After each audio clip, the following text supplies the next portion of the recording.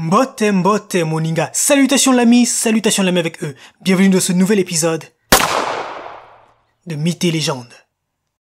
Connaissez-vous l'histoire de celui qu'on surnommait le renard? Encore aujourd'hui on se demande s'il a vraiment existé ou s'il s'agit simplement d'une légende urbaine. À l'âge de 19 ans, ce type a hacké la CIA, le service de renseignement américain. Il a volé de nombreux secrets des États-Unis, des dossiers classés hautement confidentiels. Des documents tellement secrets que rien que quand tu les vois, tu deviens aveugle. Et le renard s'est amusé à voler de tels documents rien que pour le fun. En raison de ses ruses dans le monde cybernétique, il fut surnommé le renard. Et sa légende allait grandissante comme un bouton sur le visage. Le mec était tellement balèze qu'un jour, alors que la CIA croyait tenir une piste solide pour enfin l'attraper, ils se sont rendus dans un appartement. Bien évidemment, la pièce était vide. Mais pas totalement, parce qu'il y avait un ordinateur posé sur une table. Et sur l'ordinateur, il y avait un message. Le renard était ici. Bravo, bravo, bellissimo. Ce type était un dieu. Il avait le sens du spectacle, du grandiose.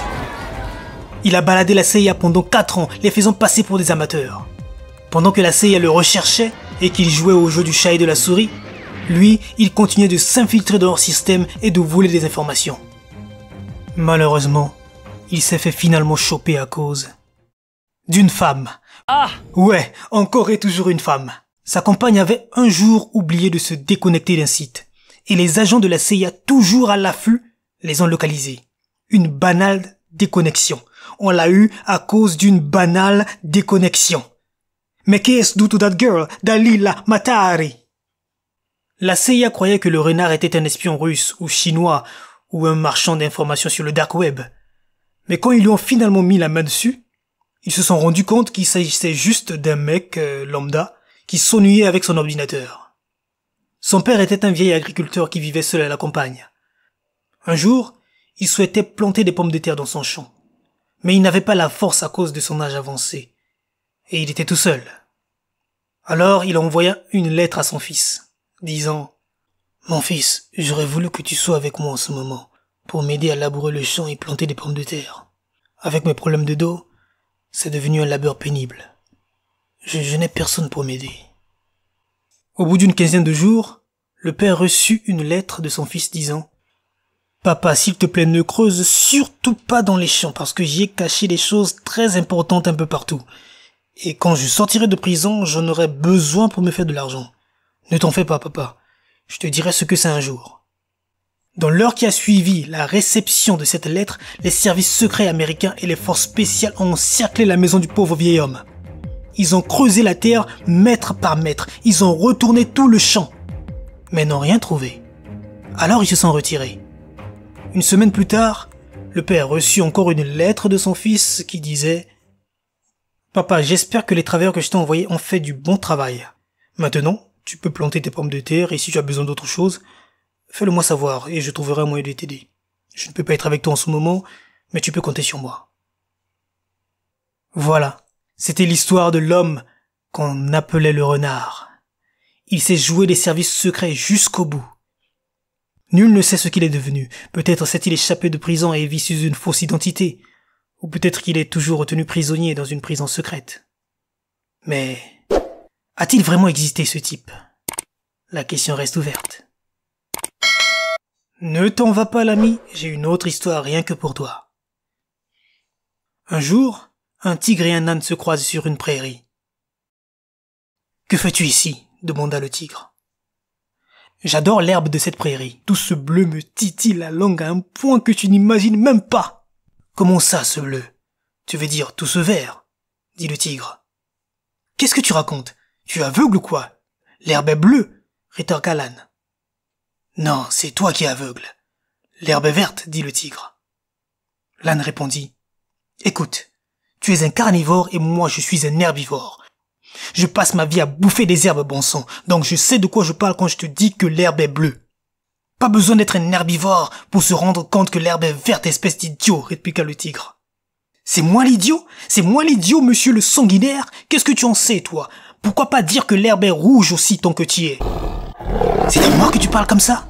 C'est à moi que tu parles comme ça ? Viens ici, je vais te dévorer, saloperie d'âne. » La dispute s'était envenimée et les gardes les ont appréhendés pour trouble à l'ordre public. Ils les ont conduits devant le roi de la jungle.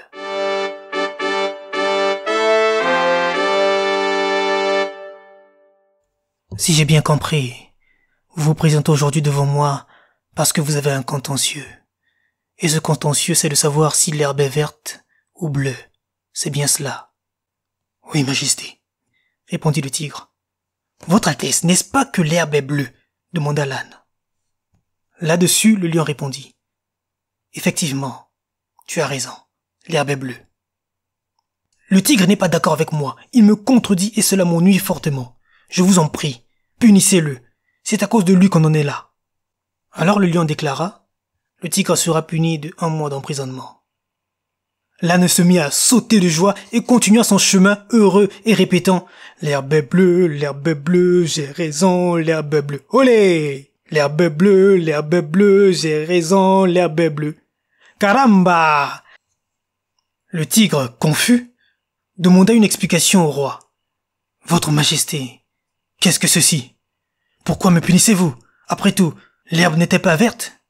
« En effet, l'herbe est verte. » Le tigre, surpris, lui demanda « Alors pourquoi me punissez-vous ?»« Tu n'as toujours rien compris? Cela n'a rien à voir avec la question de savoir si l'herbe est bleue ou verte. J'en ai que faire. Ta punition vient du fait qu'une créature aussi courageuse et intelligente que toi puisse s'abaisser au même niveau qu'un âne.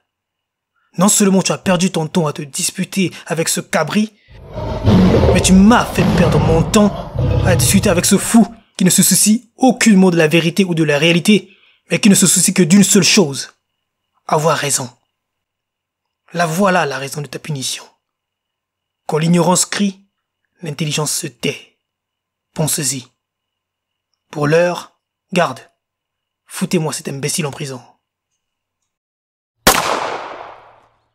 C'est la fin de cette vidéo, dis-moi en commentaire ce que tu as pensé de ces 2 histoires. Quant à moi, je te dis, oh l'ami, où crois-tu aller comme ça? Donc tu vas partir juste comme ça, sans mettre un pouce bleu ou même t'abonner.